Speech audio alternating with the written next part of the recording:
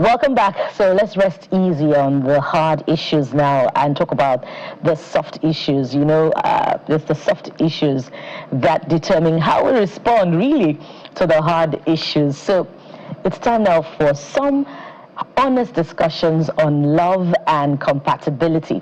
So joining us on this segment of the program is cleric, the pastor of Global Impact Church, Pastor Yemi Davids. Good morning, Pastor. Good welcome to the morning brief. Thanks for having me. Glad to be here and well done. Thank you so much, sir. We're glad to have you. Thank you. So, as Kade would say sometimes, it appears a chicken and an egg situation when it comes to love and compatibility. I wonder which comes first. Is it love and then compatibility, or is it compatibility that really is the most important issue on the ladder and then love grows? Let's start from there. I think it's a mix, right? When you talk about compatibility, it's about harmony, like a flow.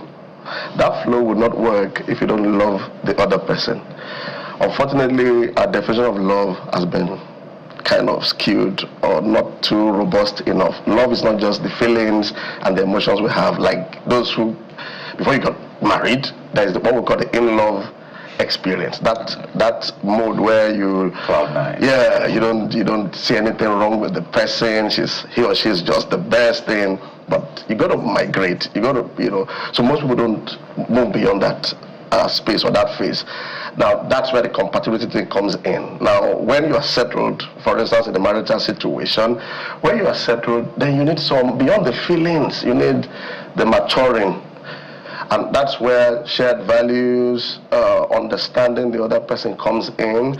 And that's where, if you don't understand that, there'll be crisis, that we are different. That a male is different from a female. For instance, I'm left-handed. I don't know, maybe you're right-handed. Yeah. We are different. The way I place my books when I'm writing is not the same way you do that. So the moment you don't understand that, you'll be looking at things from your own perspective, and that's not love. So love is not selfish. If you're self-centered, you'll be judging the other person based on your own perspective, your own ideologies, and then that's a recipe for crisis. That's when the compatibility thing comes in. That they're not harmonizing. You're not harmonizing because you're selfish. Oh. Ouch. You're talking to everybody listening. You were looking at me. I felt attacked. But it's okay. Because, see, when we started our church, for instance, I was a younger pastor, and I was doing a lot of counseling. I was wondering, I'm still young and I'm counseling a lot of, young couples. So I realized that marriage is a different ballgame entirely, that people are not well enlightened or educated.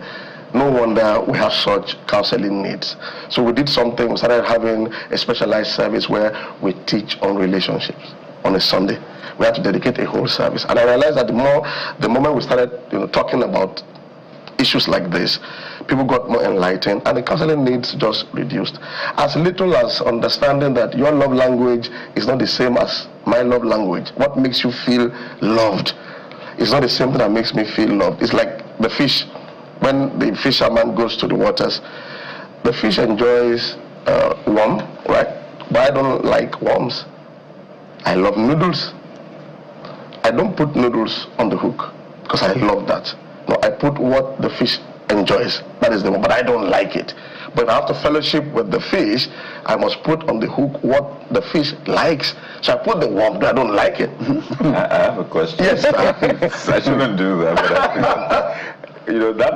that interesting analogy, it just made me think, well, obviously the fisherman is trying to eat the fish. Right? So, of course, he will do anything. He wants to fellowship with the fish. I like that. He wants to fellowship with the fish. If the fish must swim towards him at all, you have to do what the fish likes. And that's very important. Yeah. I know Valentine's just ended. Yeah. Okay, it's been a week now since Valentine's ended. It's a week, yeah. I don't know of anyone who says, I don't want to be loved. Yeah. Everybody wants to be loved. Man or woman, right? Man or woman. Yeah. I don't know. I've never met anybody that says, I don't want to be loved. I want to be hated. But what you find is not everybody is loved, or not everybody feels that love. So something is wrong. It's either we're deceiving ourselves as a people, or we're not just getting something right. And I don't want to generalize because I know that there are peculiarities. But if you had to rate it and say, this is one reason I have noticed consistently that love that we want to receive is not what we get, or what we really want to know what we're getting, what would that reason be? It's still the same thing about understanding other people, where they are. I give this example. Our daughter one evening shouted from her room, was a loud, I was even scared. I thought something, very, horrible had happened. I got into the room and then she started screaming, "One gecko, one gecko." Is that why you wanted to break the entire house? But within me, there was just that alarm. One gecko is nothing to you. I grew up with lizards around the house. But for her, it's a big deal. So I can't love you if I don't acknowledge your own need. If I do it from my own perspective, I'll be satisfying myself. It's like currency. You don't put dollar in a naira account. So we think a lot from our own. A man always tries to judge the woman from his own perspective. But the woman is not the man. Men, for instance, are logical.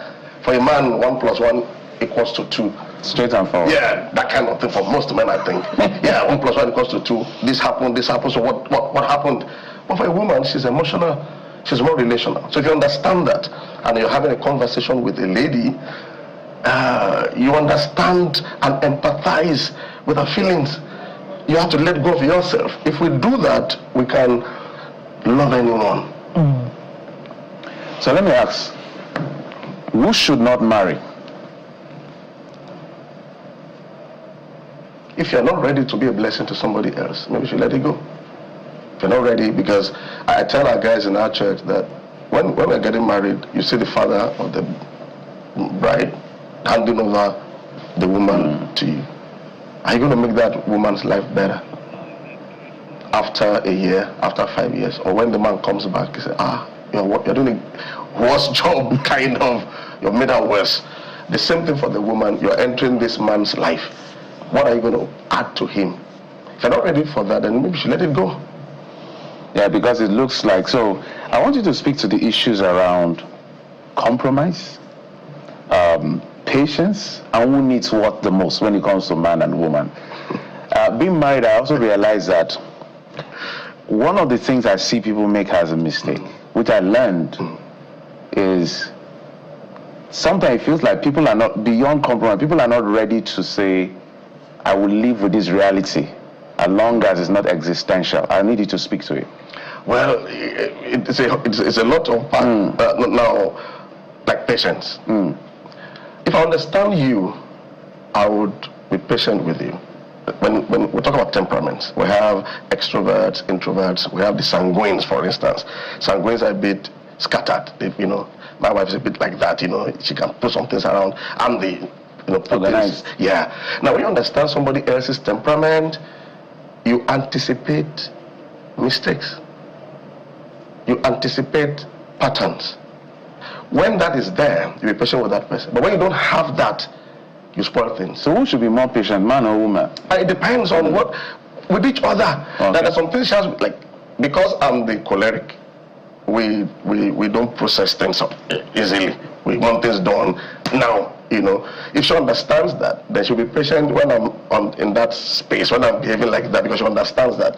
The same way, I have to understand when I come home and I see some things scattered, she has come, instead of fighting her, I will help her to arrange it. So I think it goes either way. You have to be patient with me if you understand me. If you don't understand me, you will judge me, you will condemn me, you will use your own areas of strength to club me down, because most of the time opposites attract in marriage. You find two guys, the guy is very extroverted and he sees this lady and says, I just like her, she's very quiet and calm, because he's very extroverted. And you see the lady, I'm too quiet, this guy is very social, So the things that attract people in marriage sometimes are the things that separate them. The same person, after some years without hearing, you're too quiet. Talk. You understand? So, but understanding that that's how she is, and that's how he is. And this is not just for marriage, even with our kids. Our kids are very different. We have 4 daughters, for instance. They are very different. Different temperaments. One of them, if you want to correct her, you have to sit her down and explain things. Because she's a melancholy, for instance, and she'll get it. But the other one, another one, you got to talk loud enough before it simmers in. If you apply that to the other person, not even does not work, you'll be damaging the person. So the ideology of I treat my children the same way, it's ignorance. You know, I'm spoiled for choice because a lot of things are coming up from what you're saying.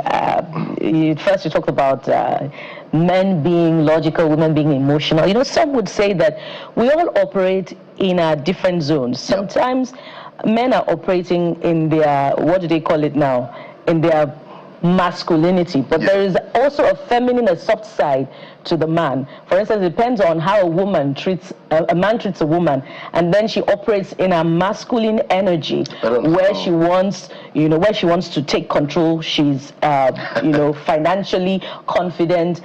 She takes on her challenges. She solves her problems herself. And then there's this issue of, people are different. How long do you need to know an individual before you take on that decision? Some have attended workers in training and they're probably giving you words of knowledge. But when you get into that relationship, it's a different ball game. Sometimes they come up with knife at you during conflicts. How do you respond to these issues? I think it's the foundation, like courtship. We encourage people, don't rush into this, okay? You're never 100% persuaded, but at least give some time of persuasion, 6 months minimum, some do 2 years. Don't overstretch it too. Some people overstretch the courtship until they break everything. So I think that's where the challenge. I've seen people. I've had to deal with cases where somebody met someone and he's just excited. Calm down. Give some time. Get to know his parents. Let's know the siblings. No. I've decided. I've prayed. Blah blah blah blah. And they rushed into it. And another 2 years. Even those that had very robust courtship still had to work at their homes. So I think that's the thing. That process time. If you're in a hurry, you're going to have problems. Impatience is very deadly. If you don't, something opens up when you're patient. No matter how somebody tries to hide something, it opens up if you allow that process time. And when we score people in exams, you don't have to have 100%. You could be 70, you could be 65, and then you pass. So the same way, I don't have to know everything about you before I marry you, but at least I have some time to evaluate. I know your strength, your weaknesses. I can't really change you. But the question is this: with these weaknesses, I'm saying, can I live with it? You have to tell yourself, okay, this is just like this, but I can live with this. But if you cannot live with it, let it go. But the thinking of, I will get married, he will change, or she will change, is a problem. Yes, sir. I have another question. And we need your help. It's a matter of national importance. Yeah. And I had to bring this in because as we're talking, I realized that we can actually borrow your knowledge and wisdom in this matter. So, in a setting, an organizational setting, the leader in that sense assigns seats and so this is where you have to sit. Okay. So a particular woman who they've had like back and forth said she wasn't going to sit there, and it turned into a heated debate. And I'm talking about what happened in the Senate between the Senate President Godswill Akpabio and Senator Natasha Akpoti, where seats were assigned, and Senator Akpoti said, this has been, I've gone through a lot in this Senate. I have been showed shege in that sense, and I've been discriminated against. And a lot of people were saying they should go see a counselor. Both of them. Go see a counselor. Nigeria needs to see. There you go. But the point here is they have different temperament, and people have said, the Senate President should have handled it in a different way, that women see things in a different way. So I wonder, in an organizational setting, for example, where there's always that clash, the woman feels like I'm being discriminated against, and you as a leader, you want to be assertive without being too dehumanized. Should they see a counselor? How should they approach things? I think the challenge is that relationship has gone bankrupt already. Because it looks like there's a deficit.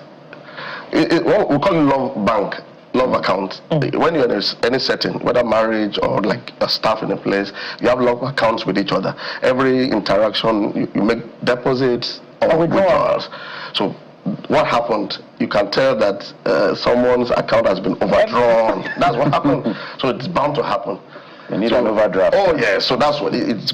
So when you talk to her in the office, You're either making deposits or making withdrawals in marriage setting. So we encourage people, make deposits as much as you can. So the day you do a withdrawal, it doesn't result in a crisis. So should they have like a sit down, go out, have dinner? I would think the leader should take that responsibility of making that deposit. I mean, the way she was talking, you could tell, withdrawals have been taken, the way they talk to me in the Senate, the way they do this, I think it's unfair. I don't know what she had done, but whatever she would have done. So I think leadership should show some kind of responsibility and find a way of making some deposits.